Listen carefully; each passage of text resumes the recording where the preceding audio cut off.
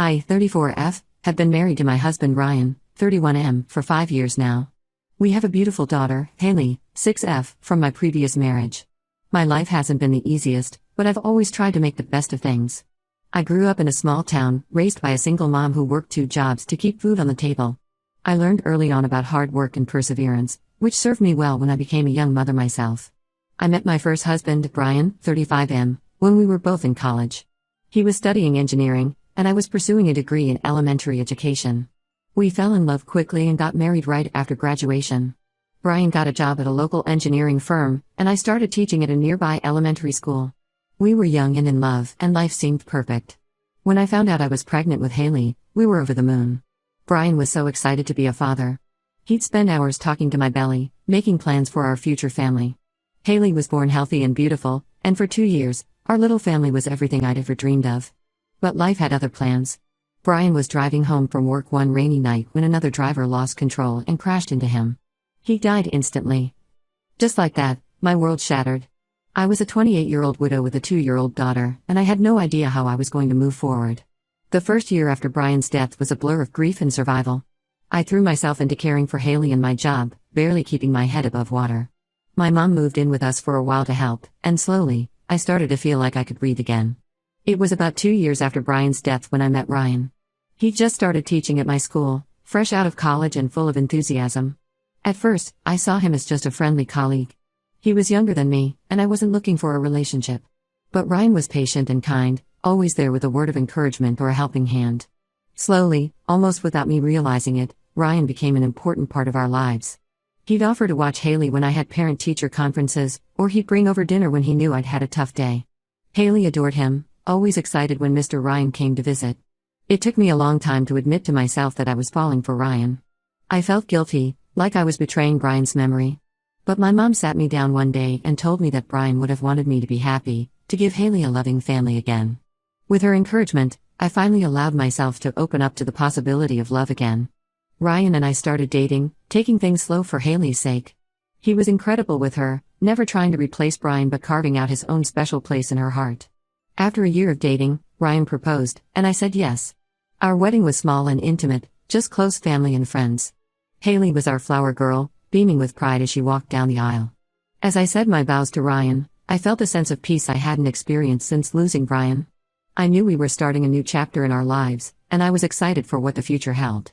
The first few years of our marriage were wonderful. Ryan legally adopted Haley, and she started calling him Dad. We settled into a comfortable routine, balancing our jobs, family time, and our relationship. We even started talking about having another child together. But there was one cloud hanging over our otherwise happy life: Ryan's father, Gerald, 65M. From the moment we met, I could tell Gerald didn't approve of me or Haley. He was a successful businessman who'd had big dreams for his only son. In his eyes, Ryan was throwing away his potential by marrying a widow with a child.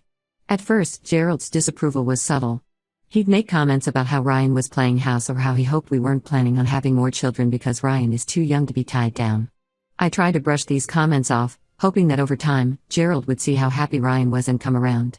But as the years went by, Gerald's behavior only got worse. He'd openly ignore Haley at family gatherings, refusing to acknowledge her when she tried to show him her drawings or tell him about school. He'd make pointed remarks about how it was such a shame that Ryan wouldn't have children of his own. Each comment felt like a knife to my heart, but Ryan always seemed oblivious to the hurt his father was causing. I tried talking to Ryan about it several times, but he'd always defend his father. "That's just how Dad is," he'd say, or "he doesn't mean anything by it." I began to dread any family gatherings where Gerald would be present, but I put on a brave face for Ryan's sake. Things came to a head last month when Ryan's sister Amy, 28F, invited us all for a family vacation to celebrate her engagement.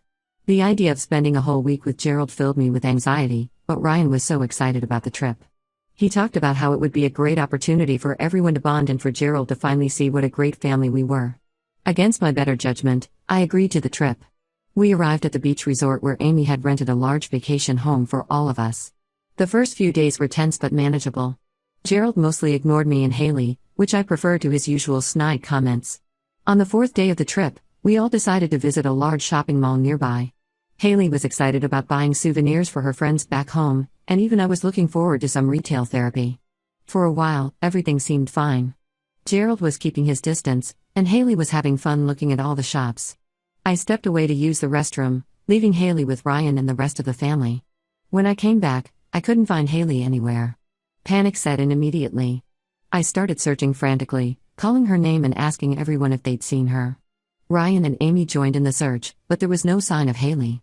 After what felt like hours, but was probably only about 20 minutes, we found Haley crying near the mall's information desk. A kind security guard had found her wandering alone and brought her there. I hugged her tightly, relief washing over me. When Haley calmed down enough to speak, she told us something that made my blood run cold. She said Gerald had taken her hand, led her away from the group, and told her to wait on a bench because he was going to buy her a surprise. Then he just left her there and never came back. I was furious. I confronted Gerald in front of the entire family, but he denied everything. He claimed Haley must have wandered off on her own and was making up stories. To my shock and disappointment, Ryan seemed to believe his father over our daughter.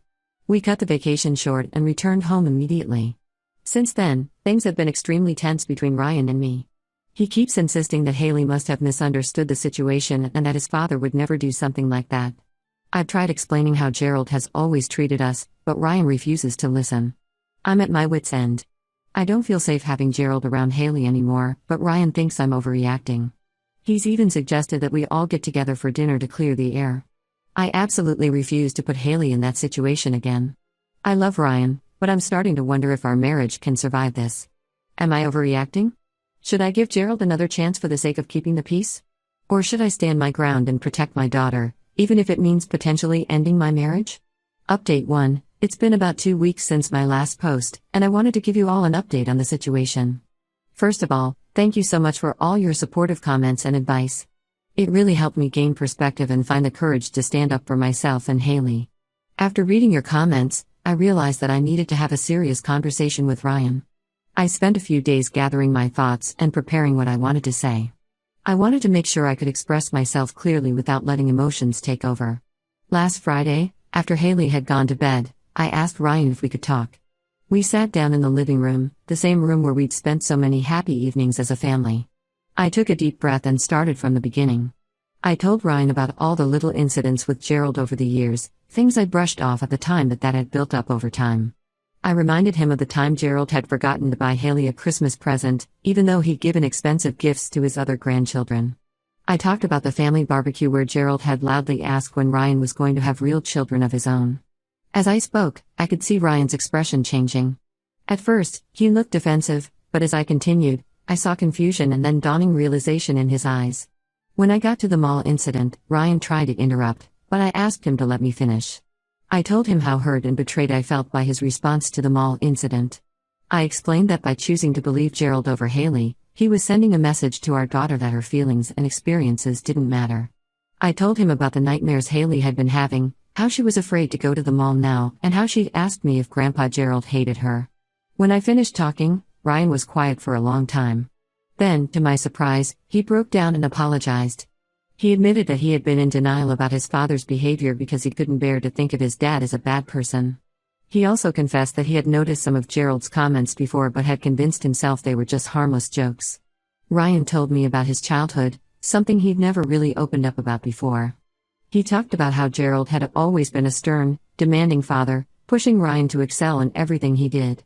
Ryan had spent his whole life trying to win his father's approval, and even now, as an adult, he still craved that validation. But Ryan also said that hearing everything laid out like that had opened his eyes. He realized that by trying to please his father, he'd been failing as a husband and father himself. He promised to support me and Haley from now on, and to set clear boundaries with Gerald. The next day, Ryan called his father. He put the call on speakerphone so I could hear, which I appreciated. Ryan told Gerald that unless he apologized sincerely to me and Haley and showed a genuine change in his behavior, we would not be seeing him or speaking to him. Gerald's reaction was worse than I expected. He yelled at Ryan, accusing me of turning his son against him and calling Haley a liar. He brought up Ryan's childhood, saying he'd sacrificed everything to give Ryan a good life and this was how he was repaid. He even threatened to cut Ryan out of his will if he didn't come to his senses. Throughout the call, Ryan stood his ground. His voice shook a few times, but he didn't back down. He told Gerald that his family, me and Haley, came first now, and if Gerald couldn't respect that, then he wouldn't be a part of our lives. After the call, Ryan was visibly shaken. He told me he had never heard his father speak like that before and that it had opened his eyes to how Gerald really behaved when he thought he could get away with it. Ryan apologized again for not believing me and Haley sooner. We decided to start family therapy to help us navigate this situation, especially for Haley's sake. She's been having nightmares about the mall incident, and I want to make sure she has all the support she needs to process what happened. As for Gerald, he's been blowing up Ryan's phone with angry messages and has even tried to get Amy and other family members involved. Thankfully, Amy is on our side.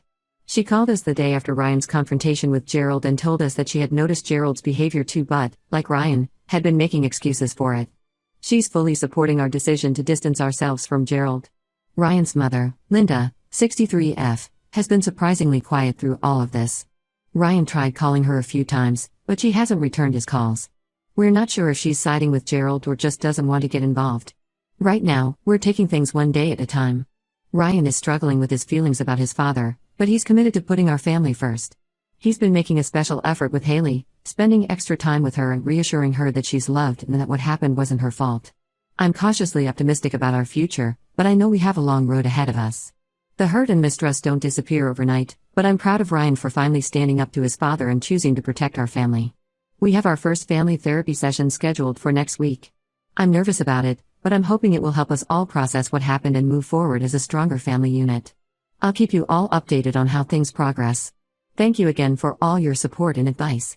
It really has made a difference in helping me navigate this difficult situation. Update 2. It's been about a month since my last update, and a lot has happened. I want to thank everyone again for their support and advice. It's been invaluable during this difficult time. The family therapy sessions have been going well. We've had 4 sessions so far, and while they're emotionally draining, I can see that they're helping. Haley is slowly starting to open up about her feelings regarding the mall incident and Gerald's behavior in general.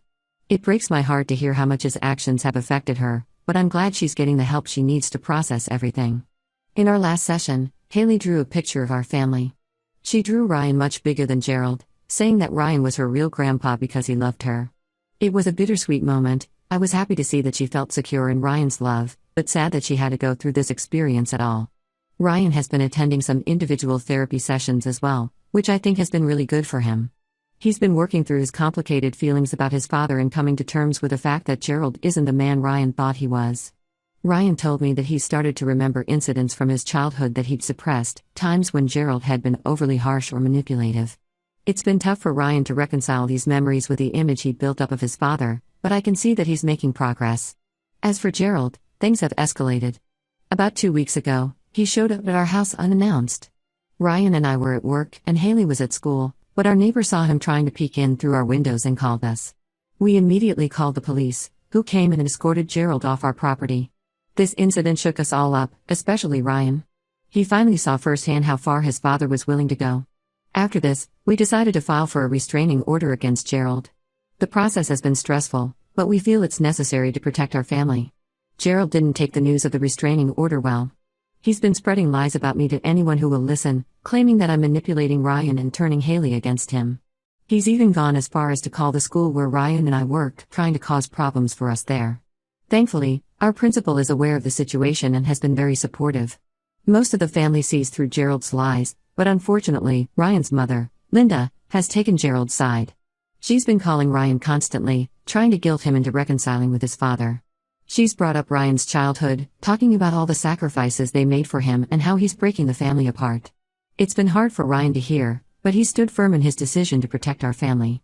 Ryan told Linda that unless she can respect our decisions and boundaries, we'll have to limit contact with her as well. She didn't take this well and has since stopped calling altogether. I can see that this estrangement from his parents is taking a toll on Ryan, but he assures me that he doesn't regret his decision. We've had to make some changes in our daily lives. We've installed security cameras around our house and changed our routines to be less predictable.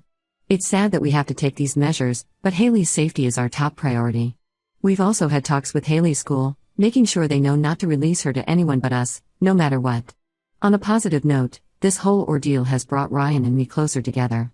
We're communicating better than ever, and I feel like our relationship is stronger for having gone through this. Ryan has been an incredible father to Haley, going above and beyond to make her feel safe and loved. He's taken time off work to be there for Haley's therapy sessions and has been helping her work through her fears. We're taking things day by day, but I feel cautiously optimistic about our future. The road ahead isn't easy, but I know we can face it together as a family. We're focusing on creating new, positive memories to help overshadow the negative experiences with Gerald. Last weekend, we took Haley to the zoo, her favorite place, and it was wonderful to see her laughing and enjoying herself without any shadows of fear.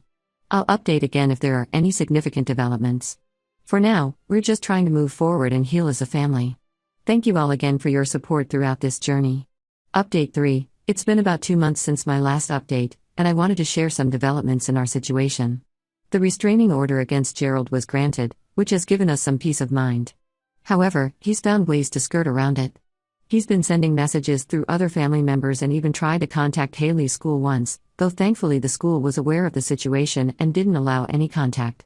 Ryan's relationship with his mother, Linda, has deteriorated further. She's fully sided with Gerald and has been relentless in her attempts to get Ryan to reconcile with his father. Last week, she crossed a line by telling Ryan that Haley wasn't his real daughter anyway, so he shouldn't be ruining his relationship with his real family over her. Ryan was devastated by her words and has decided to cut contact with her as well, at least for now. This decision has been hard on Ryan. He's been dealing with a lot of guilt and second-guessing himself. There are days when he's quiet and withdrawn, and I know he's thinking about his parents. But he's been talking about these feelings in his therapy sessions, which seems to be helping. On a brighter note, Haley has been making progress in therapy. She's having fewer nightmares and is slowly regaining her confidence. Her therapist suggested we create a safe space for Haley at home, so we set up a cozy corner in her room with soft pillows, her favorite stuffed animals, and a nightlight. Haley calls it her brave spot and goes there when she's feeling scared or overwhelmed. Ryan and I have been making a conscious effort to create positive family memories to help overshadow the negative experiences with Gerald. We recently took a short family trip to a nearby lakeside resort. It was just the 3 of us, and it was exactly what we needed. We went hiking, had picnics by the lake, and spent evenings playing board games. Seeing Haley laugh and play without fear, and watching Ryan fully embrace his role as her dad without any shadows of doubt, made me feel like we're on the right path. As for our extended family, most have been supportive, but there are still some who think we're being too harsh on Gerald. Ryan's sister Amy has been our biggest ally, consistently shutting down any attempts by others to minimize Gerald's actions. She's been a great support for Ryan, often calling to check in on him and reassure him that he's doing the right thing. We've also found unexpected support in our community. When word got out about what happened, small towns, many of our neighbors and colleagues rallied around us. They've been keeping an eye out for any suspicious activity around our house and have been incredibly kind to Haley.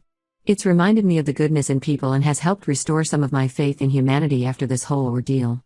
We're still taking things one day at a time, but I feel like we're finally starting to heal as a family. Ryan and I are stronger than ever, and Haley is thriving despite everything she's been through. While I wish none of this had ever happened, I'm proud of how we've come together to face these challenges. There are still tough days, of course. Days when Haley is extra clingy or when Ryan gets lost in thoughts of his estranged parents. But we're learning to navigate these moments together, to talk openly about our feelings and fears. Looking ahead, we're cautiously optimistic. We're planning to continue with family therapy for the foreseeable future, as it's been incredibly helpful for all of us. Ryan and I are also talking about possibly moving to a new house in a different neighborhood, just to have a fresh start away from the memories of Gerald's unwanted visit. I'll update again if there are any significant developments, but for now, we're focusing on moving forward and creating a happy, safe life for our family.